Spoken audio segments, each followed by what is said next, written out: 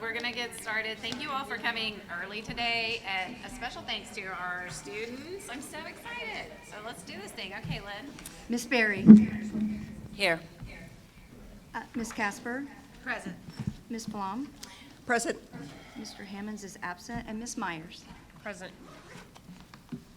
And Deanna, I say Deanna, the wrong person. Deanna, thank you for being here. This is your first meeting as an official EPIC board member, and we're so glad to have you and that you're now a part of the EPIC community. So Thank you. we appreciate you being here. Absolutely. Yes, thank you, Deanna. Thank you. Okay, do we have any public comment? Not today. Everybody that was here. Okay, Bart, you are up.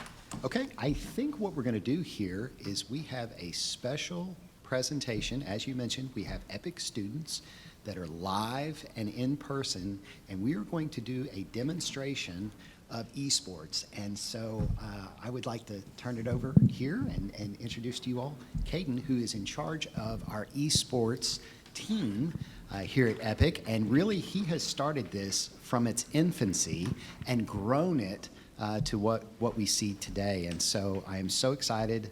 EPIC is the place. If you are into esports, EPIC is the place to be. And so I'll let you take it over. Thank you, Bart, for the kind words. And yes, again, my name is Caden Hudson. I am the Esports and Game Studies Director here at EPIC Charter Schools. A little over a year ago, Bart and the rest of EPIC leadership read a proposal of mine to start an esports program that was more aligned to our school. The Esports and Game Studies department took a look at our aspirations and decided to do just that. And since then, we were able to not only produce an EPIC program, but the program itself has produced EPIC results. For our curriculum, we now are offering two high school electives and a Next Step internship program, as well as an SEL supplemental course for middle schoolers. Additionally, we have created a game-based learning library that is filled with detailed lesson plans and activities for teachers to start directly incorporating into their instruction to get better student engagement. For our community, we have an EPIC Games Club. This game club is designed to be EPIC's digital playground where once a month the kids come together and have awesome adventures inside their favorite video games with over 300 students. Wow. Finally, we have our competition, which some of them are present here today. This is executed through our own EPIC varsity team and our True Comets. This team has won 2 state championships in 2 separate titles, and last year, even better, is 5 of our 7 seniors received college scholarships, and we are proud of every single one of them. I could go on all day bragging about our kids, but today I wanted to simply say thank you to the board, our friends, and our family here at EPIC.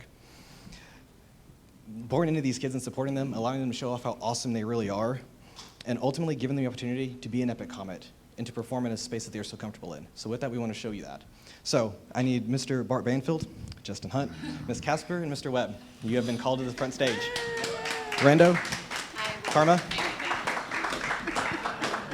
Come on, team.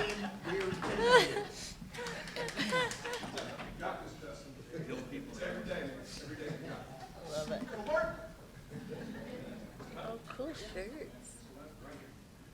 are. I don't even know how to work the controller. So what you guys are about to witness is this is a game called Rocket League, and the plane that you're playing with is some of our varsity team as well as one of our middle schools. Oh boy, this is so Some of our teams that got state runner-up last year. terrible. In the state of Oklahoma, there's over 400 schools that compete in esports. For that perspective, there's more schools now that do esports than swimming, and so it's very competitive. Alternatively, we compete with over 2,000 schools nationwide across multiple titles. Our program, very thankfully, is always top 5 in any title we come in, either nationally or statewide. So we're very happy to show you guys today.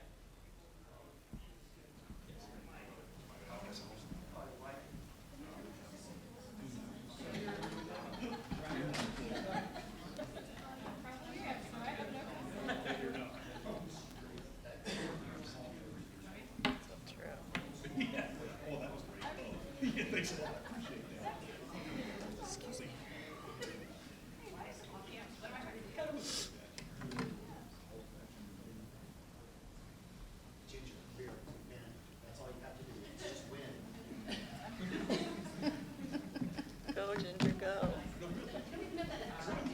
Oh my gosh. Oh my gosh. No.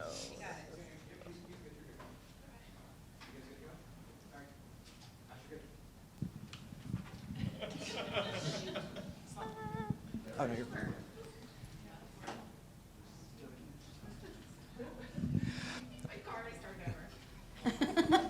Now, again, what Rocket League is, it is a 3v3 soccer game. Oh, no, we're good. They're still playing, do not worry. Which one is our goal? You're good. So what you guys are witnessing is this is Rocket League. This is a 3v3 game of soccer where instead of people, you are essentially rocket ships and race cars. Now with me up front is Steven, aka Cho Quartet in game. Cho is also our Rocket League captain. And so Cho, one thing I wanted to ask you while we're all here is what brought you to esports here at Epic? Definitely the environment, and just playing video games in general is a lot more fun for me than sports. And then with that, so you've had the opportunity now to be with us for 2 years. You're a senior. And one thing that I know that not every kid gets to do when they play video games is go to something called the LAN, which is where everyone's in person, everyone's playing the same game, and there's a crowd in front of you. And so tell us what that changed for you when you started playing these games competitively, and there's now an audience watching you, and it's no longer just kind of you by yourself in your room. It's a lot more nerve-wracking, for sure. It's amazing. It's fun. It's probably one of the best experiences of my high school career, personally. How about math and reading?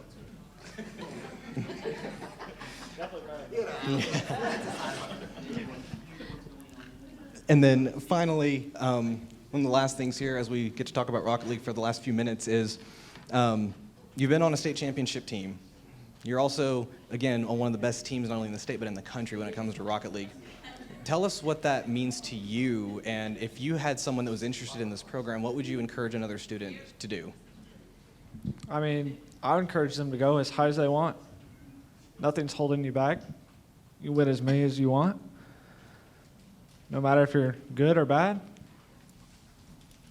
you're going to win. Show everybody. And so to tell you a little bit more about our team here, who we're watching right now, this is Yoi Karma. This is actually one of our middle schoolers who plays with us. Now, in the state of Oklahoma, high school is actually determined from grades 7 through 12. And so granted, there is not only a little bit of an age gap there, sometimes there's a skill differential. But with that, esports is a really low barrier of entry when it comes to physical ability. As long as you can control whatever is on screen, you have a chance to be one of the best, not only in the state, but in the country. And so we're very happy and we're very proud of Yoi Karma. And then next, we also have Rando, who's over here with Team Bart. And Rando came to us last year as a freshman. He's one of our VLC students out of Tulsa. But the... Oh, we got one!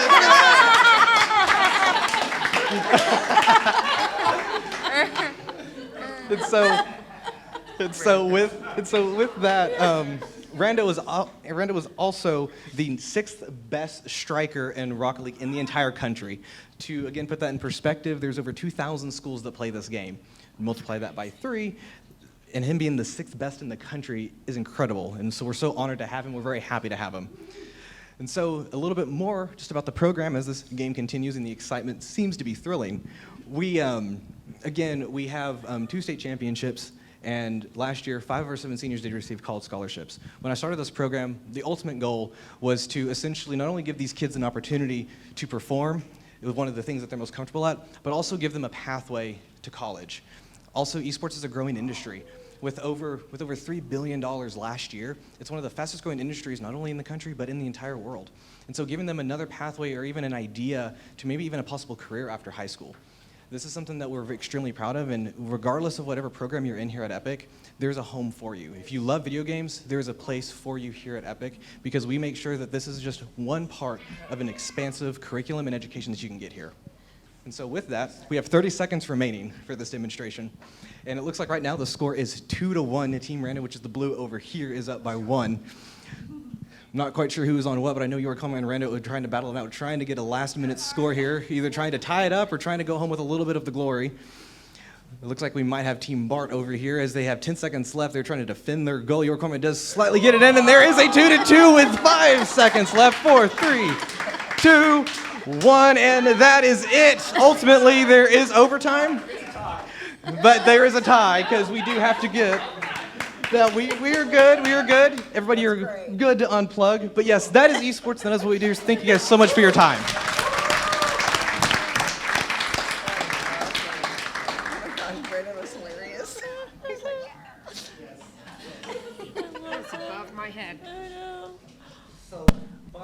Brandon scored. I have no idea. Correct? Who did not score? So, Bart, why won't you let me get one of those chairs like that for my office? I think you just said he couldn't hear you. So clearly, we can see who is not going to be getting a college scholarship in esports, right here and right here. Yes. I was just Yes. trying to figure out, can you drive on the top of the thing? I don't I know. kept trying. I don't know. It's fantastic. I want to say a special thank you, though, to our parents who brought our EPIC students to give us this demonstration and presentation of this wonderful game, the wonderful work. People don't realize how much time and effort goes into practice and harnessing that skill. And so there's a lot of time and a lot of investment that goes into an esports season.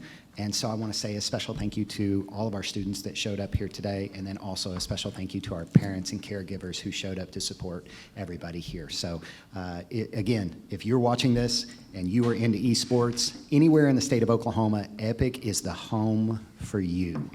We are leading the way when it comes to esports and will continue to do so. So thank you to this board for the investment that you all have made.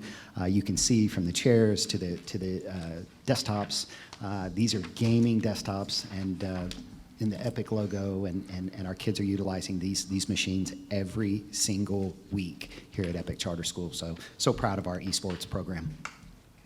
Thank you. That was delightful. Thanks for setting that up, everybody. I know that was a lot of work.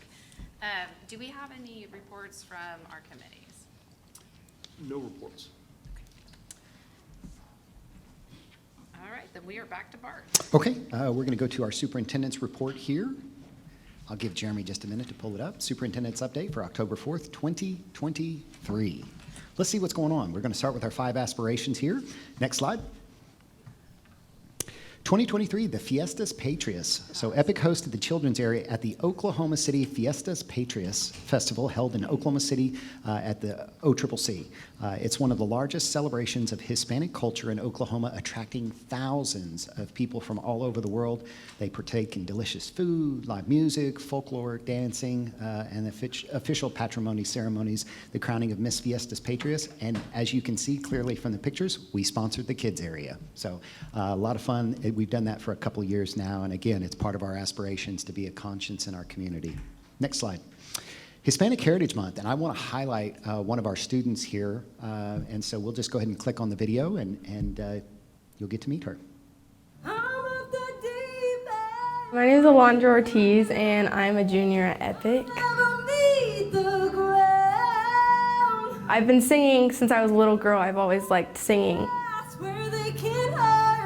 I started singing lessons about 3 years ago, and now I'm in the EPIC Charter Schools choir. When I used to do competitive singing, I competed in something called All-State. I was named the top singer in Oklahoma. I've thrown quite a bit of tough material at her because I know she can handle it, and she proves time and time again that she's up for the challenge. EPIC helps me to receive a balance, whether that's in all the clubs I'm in, athletically, academically, and have that flexibility. I was last year's president of the Hispanic Student Organization and part of the student council. I'm in the Key Club. I've been competing in USA Swimming for 10 years, and we compete 2 to 3 times a month. There's state medals, USA Swimming, Junior Olympic medals. I think I have 42. She gets to try so many different things. I mean, she's in college classes right now. When she graduates high school, she'll have an associate's. These are all really, really good resources that put her ahead of the curve and allow her to get to do her dreams and the things she wants to do sooner. I can get my schoolwork done wherever, whenever. It gives me the opportunity to get to do all these things, and it's teaching me a great amount. So I really enjoy it, and I think it's just really helping me to prepare myself for college. And as you can see, Alondra is one of our many talented students here, and so we just wanted to highlight her, especially during Hispanic Heritage Month. Next slide. So we have Chamber of Commerce memberships. This is something that's new that we've not done before, and we're actually beginning to create a footprint throughout the state of Oklahoma. So starting in August, EPIC implemented a strategic initiative by placing our dedicated employees within local chambers of commerce across the state. So the purpose behind the project was to establish a personal connection and foster positive relationships at every city meeting. So our representatives serving as ambassadors for Epic Charter Schools, they aim to dispel any misconceptions and actively contribute to the community's narrative. So as a result, the cities are now gaining a deeper understanding of who we are and what we believe. And so we're really excited about our different memberships. How many? Yeah, how many? How many chambers Yeah, are- so right now, does anybody know that right off the top of the head, last I saw, it was somewhere between 20 and 30. Is that right, Leland? Yeah, we're adding them every day. Yes. So we'll probably get to about 50 or 60. It's mainly the bigger ones that we're joining. Yeah. And it's people that live in those towns. It's awesome. So they're local folks. Great, that's Yep, great. Yeah, so very good. So right now, I think we're in that 20 to 30 range, but we hope to be at 50 by the end of the school year. Leadership Development Program. This is something that's new as well. So over 700 EPIC employees will be participating this year in our Leadership Development Program, which aims to create an unparalleled system that unlocks their full potential, which ultimately will help build and sustain a world-class workplace culture. So the first forum was held on September 26th in Oklahoma City, and I know for a fact, because I've been invited to it, we've got a cohort starting in Tulsa this month. And so they'll toggle back and forth. And so we've got Oklahoma City cohorts, and then we also have Tulsa cohorts. And so this is an investment that we're making, and we're introducing Giant Leadership, which is our leadership language, which is the 5 voices and the 5 gears. But basically it does 2 things. One, the thought is know yourself to lead yourself. And so right now what we're focused on is self-awareness and the Peace Index and really helping individuals to know who they are and what their voice is. But then part 2 of this will be getting to know your team and what their voice is. And so it allows us to communicate more effectively. And obviously in a large organization like ours where we have just under 2,000 employees, communication is important. And so we're really going to be focused and intentional on investing in our employees. We're going to do 700 this year, and then we have an initiative to do 500 next year, and then 100% of all EPIC employees will have had formal leadership development at EPIC. So, and so many, and you all know this, so many of our employees are the next generation that are coming up after us, and so it is just imperative that we make that investment in that next generation, because there will come a time when they are in charge. And so that's our responsibility.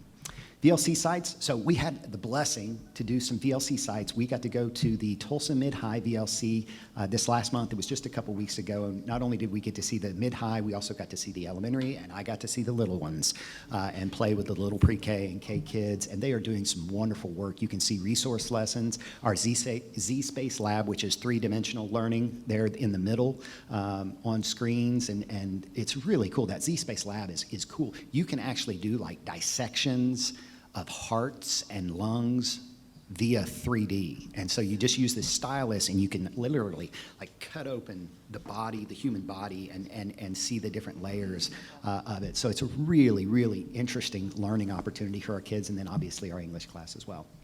I think we've got one more, reaching all models of learning. So throughout the classrooms at the VLC, the students were involved in a variety of learning experiences, and some work on their leadership skills and guiding their peers in portions of a lesson, and then other students in physical activities around the building. So we do PE inside and outside, and then all students benefit from social and emotional learning activities that are woven into each day. And so you can see the different pictures and some of the kiddos that we're having an impact on at our virtual learning centers. Let's talk Epic Beginnings, Ginger. So our Epic Beginnings Coffee Talks have officially begun on September 27th. We sold out at our adult parent tickets and have added additional OKC events this semester because of demand. So the room was full, children 4 months through the age of 4. These coffee talks will be taking place statewide and are focusing on bringing together Epic families and young children. Each will focus on an area of child development and how we can support our children. And then we talk about how we can keep our younger children busy and learning while we also help EPIC students learn as well. So we've also made sort of a make and take, which supports an area of child development and is development appropriate. And then look at that number at the very bottom. There are approximately already, this is just a couple months old. We just started this beginnings program this year, and we already have approximately 3,000 EPIC student families with young children that have been in contact with us. Look at the one on the bottom there in the stroller. Don't you just want to pinch those cheeks? Oh. I do, yeah. So we are starting at the very beginning and trying to pour into these kids and give them an opportunity, a jump start, if you will, before they even set foot in a public school, whether that's ours or whether that's their local brick and mortar school. And so we believe early intervention is imperative. Next slide. Let's talk about the garden project. This is something that's pretty cool. At the Tulsa Mid-High, they've embarked on a thrilling venture with 2 hydroponic school garden towers. So if you've not heard of vertical farming, that's what we're doing at the Mid-High here. And it's a variety of crops such as carrots, celery, lettuce, pumpkins, and much more. And then downstairs at the Tulsa VLC Elementary School, we've introduced 2 large raised garden beds on wheels. So the kids were absolutely thrilled to dig in the dirt and the soil to fill the beds, and they're marking the beginning of their planting journey. The anticipation is palpable. And so what we will try to do is to attempt to grow crops and that feed not only our school, but then feed the community around us. And so this is our first attempt at it, and so excited. And more than anything, it's hands-on kinesthetic learning for these kiddos to learn where their food comes from. So important. National Safety and Security Guard Week. So this last week of September, we celebrated our National Safety and Security Officer Appreciation Week, and we were so thankful to be able to offer lunch and goodie bags to our safety and security team. We appreciate them so much for the work that they are doing and being boots on the ground for us. Our Native Americans program, Open House, they held an open house in Tulsa and Oklahoma City in late September, and this gave students and parents the opportunity to see what resources EPIC has and to obtain information including cultural workshops, tutoring opportunities, information regarding our STEM Indigenous Endeavors program. Along with college and career assistance and resources, students were able to create crafts and now display that are on display at our Tulsa and Oklahoma City locations, and you can see some of the materials that we have in place for our Native American students. Fall Spanish Expo, so that's going to be held on October 6th from 6 to 8 p.m. The event promises to be an exciting event where families can gather, dine, and discover all about EPIC. Furthermore, they will have a chance to ask questions and gain valuable insights about higher education. We invited Mid-America Christian University to come in and speak to those folks. The event is free of charge, and so we're excited about our Fall Spanish Expo. And then finally, EPIC Fall Family Nights. Join us, families that are watching us right now on the live stream and then watching us in the future. We're going to have an opportunity for families can have a wonderful time playing carnival-style games, and you can see the different locations that we've got coming up. So sort of that throwback. I don't know if when you all were young, if you all had fall carnivals, but that's kind of the thought process behind this. And so we'll be in Ponca City on October 5th, Lawton on October 17th, Durant on October 19th, and then Broken Arrow on October 25th, and that is put on by our Family Engagement Department. One last thing, congratulations to Caden Lane, our EPIC student from Ada, Oklahoma, won first place in his junior sprints division on Saturday, September 16th, so we wanted to give a special shout out to Caden. We have so many talented kids that are with us, and what's really, really cool about the EPIC model is that it offers so much flexibility. Kids can, in most cases, get their work done in 3 to 4 hours a day in the mornings, and then they can focus on their love and what intrinsically motivates them. And so whether it's junior sprints and stock car racing, or it's karate, or whether it's dance or acting, singing, whatever that is, this model affords these kids an opportunity to pursue their dreams. And so we're so excited for Caden and our students. And so we're going to try to give a shout out each month to at least one of our kiddos for the great work that they're doing. So especially appreciate that. And I think that's it. Oh, yeah, finally, yeah. So we're going to leave with this.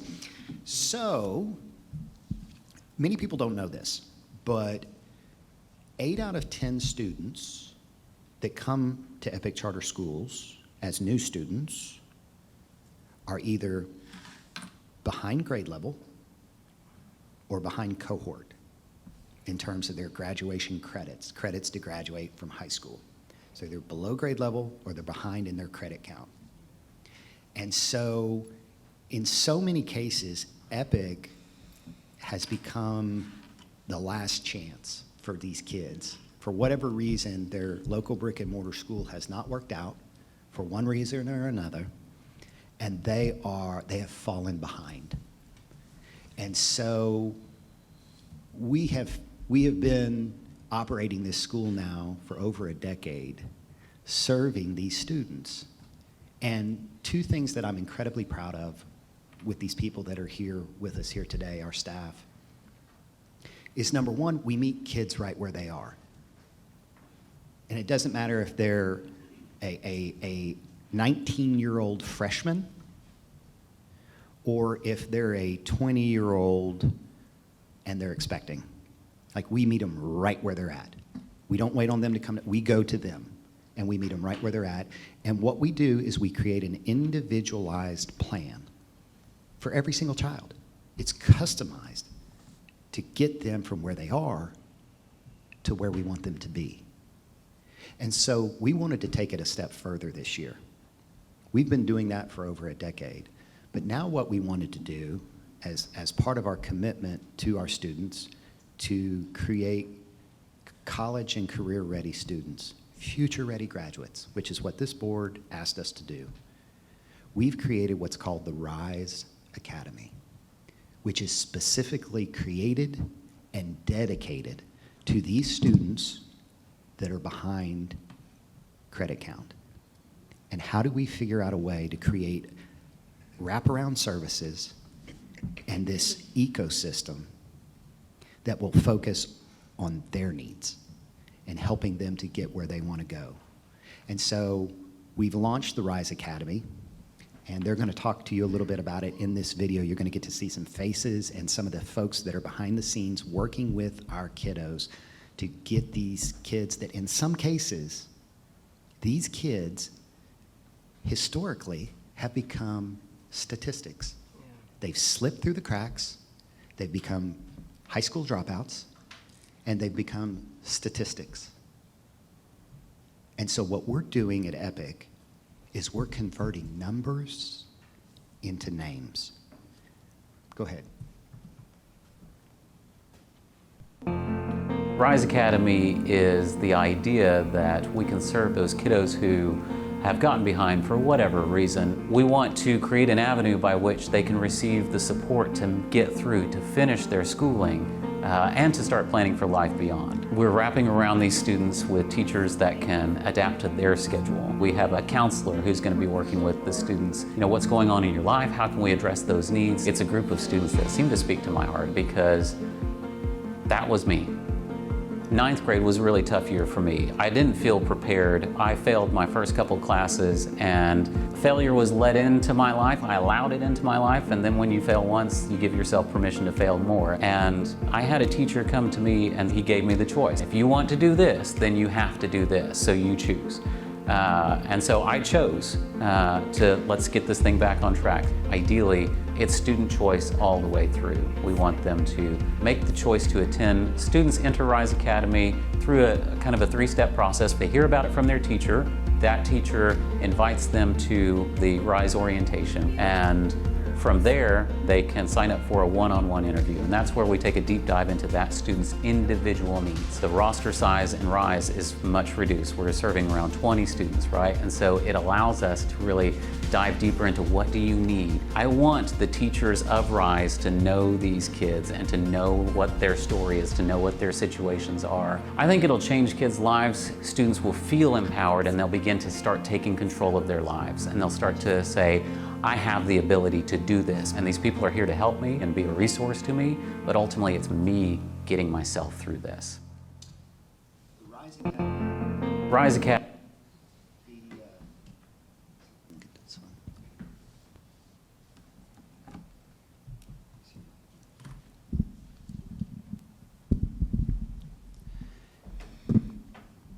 The RISE Academy is providing empowerment, it is providing agency, and most importantly, it is providing hope for these kids.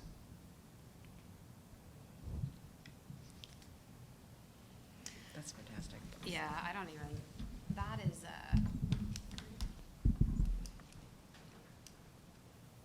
you know, a lot of those kids live with me, really. I mean, they end up living with me. And it's so hard to convince that child that people cared along the way. And I don't want any student of Epic to ever wonder, you know, or anybody in Tulsa for that matter, because I call Bart frantically and say, make them know we care. Okay, here we go. Janice.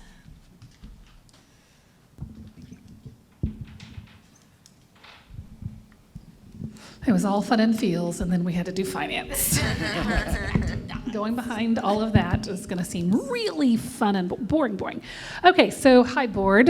Happy afternoon. This is nice, isn't it? We're not going forward.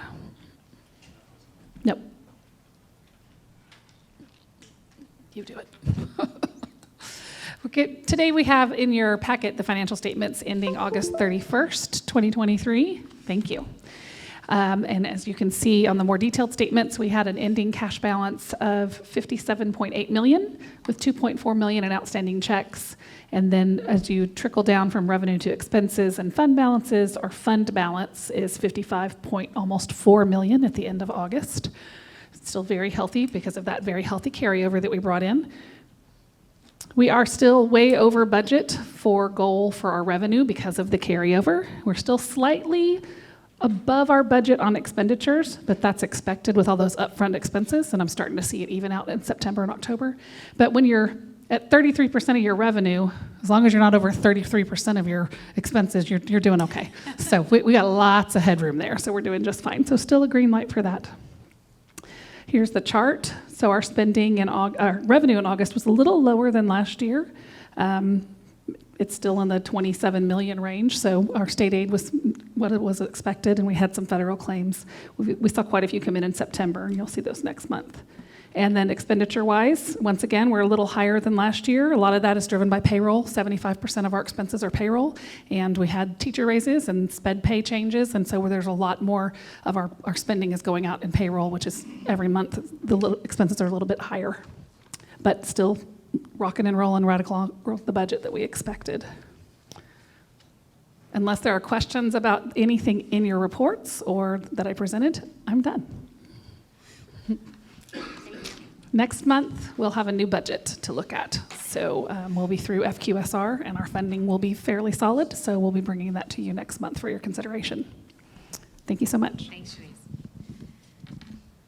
Okay, let's see. Do we need to vote on accepting those? Yes. Okay, so I would take a motion to accept the financial statements for the period ending August 31st, 2023. I'll make that motion. Second. Oh, you second, I'll Ginger? second. Okay. Ms. Berry? Yes. Ms. Casper? Yes. Ms. Flom? Yes. Mr. Hammond's absent, and Ms. Myers? Yes. All right, now we've got Justin.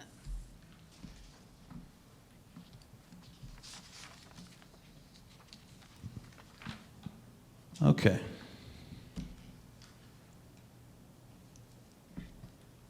Before we begin with dropout and remediation rate, I wanted to add, and I will own this oversight, if you will, in terms of presentation, but October is National Principal Appreciation Month. And we have a lot of fantastic principals, and by a lot I mean 60-ish across the entire state, serving our students through EPIC. And so I just wanted to take a minute to share my appreciation to them. I think Bart and I have always said in the 7 years that I've been here, and a lot more for him, the principal's job at this school, especially in relation to the instructional department, is probably the most difficult. And we're probably coming out of the most difficult season for a principal, which is October 1 child count, especially special education principals. We get a lot of new students, and unfortunately we get a lot of new students that come in with IEPs that are out of compliance. And so then we have to chase down those families and meet with them and get their IEPs in compliance so that we can receive their funding for those children to serve them adequately, to serve their needs the way that they should be served, which is generally why they come to us anyway. So right now, our special education principals and really special education department for the most part under Leland Taylor are just coming off of a really exhausting month, or really first part of the year, in making sure that we are able to obtain the funds that we need to serve our kiddos. So anyway, National Principal Appreciations Month, wanted to recognize them and just tell them that we appreciate you. So, annual dropout and student college remediation report. You got it over here? Okay, all right, next one. So the definition is defined as any student who is under the age of 19, who has not graduated from high school, okay, which is most seniors, not attending a public or private school, or is otherwise receiving an education pursuant to law. So these are students that leave us, that either drop out and go to work, or they get a GED, or actually I think the next slide gives all the examples. They go to an institution, which is unfortunate. All these are unfortunate, but some of the things just happen. GED is the second bullet, an illness that causes them to leave, adult training program, or they're withdrawn for truancy. So these are all examples of what a dropout is by definition. Next.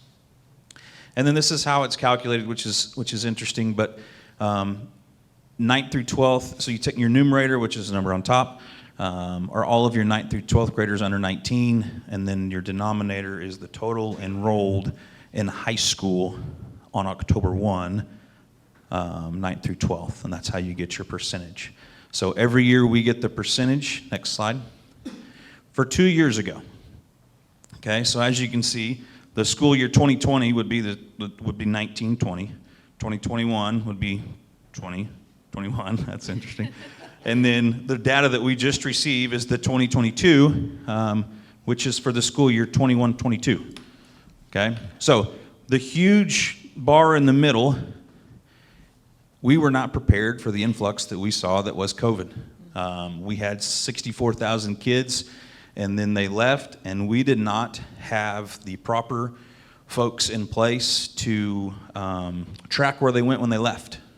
Okay, so they would just go to either other schools, or it kind of becomes document chasing or kid chasing in terms of finding out, did they go homeschool, did they go private, did they go here, did they go there, and we weren't prepared for that, but we began to be prepared. We after COVID, we implemented a team that now, that's their responsibility, falls within enrollment and records under Roger now. But Mia and her team actually chase these kids down and make sure that what they're doing is documented. And there's a way that they can build a portfolio that shows that they are attending somewhere, or sometimes they do get a GED. We try to talk them back into high school, but sometimes that's not their plan. So I'm happy to report that we have now seen a decrease. We're not quite where we were before COVID, but I really expect next year when I'm up here, that we'll be at or below wherever we were on the 2020 mark, just because of the efforts that we've taken, because of the processes that have been improved, and timely enough, because of innovations like the RISE Academy. And I know that video articulated it very well, but RISE Academy, and you hear this all the time from me, is yet another example of an innovation from not me, not executive level, from within, from boots on the ground. We need to do a better job of serving our off-cohort students, we call them. We need to do a better job of serving these students that need us to get them across the finish line. So 15.04, and also you can see there's 2 districts here, right? Because we were still 2 districts at this time. Okay, that was a great time to be alive. 15.04% in 2022 for 1-to-1, and then 14.48 for 2022. Next slide. And then this breaks it down into, when we were 2 districts, we had our 1-to-1 high school, our blended Oklahoma City high school, and our Tulsa blended high school. And as you can see in these 3 graphs, all 3 have decreased near where we were 2 years previous. So we are now gaining traction and being able to serve our students the way that we need to be served. Hopefully that's by retaining them and allowing them to get a high school diploma in order to benefit their future, or providing other opportunities. Next slide. This is how we compare to the state. Okay, so Obviously, we're well above the state, but I think we all know that this is a choice. EPIC's a choice, and students oftentimes, not all the time, some students choose EPIC as this is the last resort. Okay, so we are above the state, but I don't know that there will ever be a time that we will be at the state level. That is the goal. We do want to keep as many students as possible, but the virtual setting creates a lot of things that the brick and mortar setting doesn't. So, next slide. And then this is a remediation report, and it's really small. The first column, fall first-time degree-seeking freshmen, that's how many freshmen we had enroll in a school, in a college or an institution that reports to the Oklahoma State Regents for Higher Education. In science, it looks like we had one student that needed remediation. In English, looks like we had about 24 students that needed remediation. This is out of roughly 350, if I'm doing mental math correctly. Speaking of mental math, looks to be about, somebody just say 66? Oh, Roger's looking at it on my screen. I was like, how can you see it that far? 66 in math, okay? Obviously, again, this is 2 years ago. This is before the inception of Math Plus. This is before we started really making a focused effort on improving our math scores. So 66 in math. Now you're putting pressure on me, Roger. 20 in reading, and then the total development students over there. As you can see, it looks roughly like about 1 in 3 of our students 2 years ago that enrolled in college needed some sort of zero-level course. So this is required to be reported to the board every single year, our dropout percentages and our remediation percentages as they are reported to us. Are there any questions? I have a question about, like, if kids pass through here, I don't really have a problem with that at all. So I just wanted to, I don't know that looking at some metrics, like, we definitely need to give ourselves grace for kids that come through and get what they need and move along. I just want to make sure when we're tallying this, that we keep that in mind. Yeah, and just to add some context to what you're talking Yeah. about, Ginger, as of today, for the 2023-24 school year, this year, as of today, we've added 5,903 new to EPIC students. So that shows you the mobility of the population that we're serving, and that's okay. That's why we exist, is for those kids. And in some cases, we're the short-term solution, and they're here for a semester, and then they're going back to their local brick and mortar school or whatever they choose. And in some cases, we're the long-term solution for these kids. But the one thing that I want to be crystal clear with this board about, we accept 100% all children. We don't turn anyone away.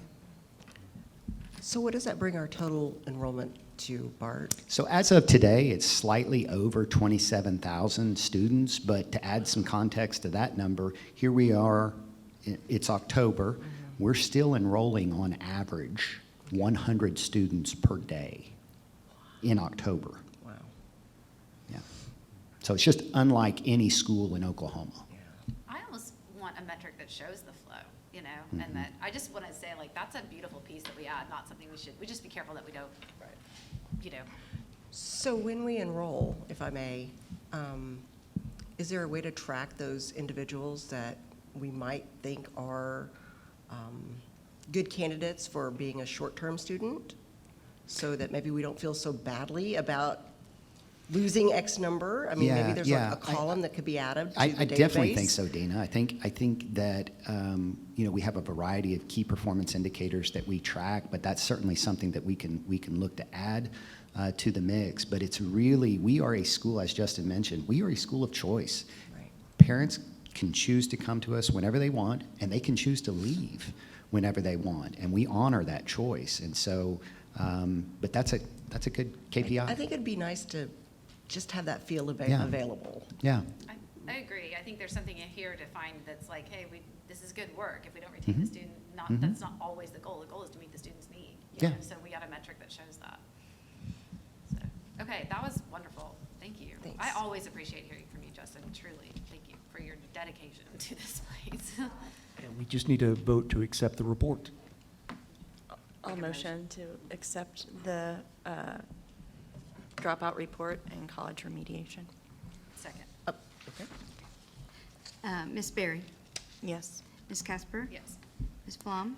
Yes. Mr. Hammonds is absent. Ms. Myers? Yes. And now we're to the consent agenda. Does anyone have any items to be pulled out for discussion? All right, then I'll accept a motion to accept the consent. So made. I'll second. Ms. Berry? Yes. Ms. Casper? Yes. Ms. Flom? Yes. Mr. Hammonds is absent. Ms. Myers? Yes. And then I would have, accept a motion to adjourn. I'll make that motion Second. for adjournment. Tina, you were going to discuss board time.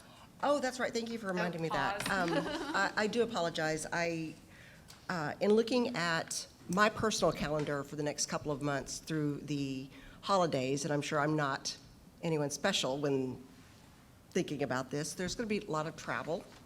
I would like to maybe think about special meetings with holiday parties and other commitments after work coming in the holiday season, so that perhaps we think about moving these meetings up to 2 or 3 o'clock in the afternoon for the next couple of months, or how can we make a I can consideration work for on that? that. Let me just, I'll talk to each of you individually, and we'll see if we can't get our schedules to align. Okay. That sounds good. All right, now I'll accept a motion to adjourn. A motion to adjourn has been made. Second. Ms. Berry? Yes. Ms. Casper? Yes. Ms. Flom? Yes. Mr. Hammonds is absent. Ms. Myers? Yes. All right, thank you, everyone. Thanks, everyone. Great job.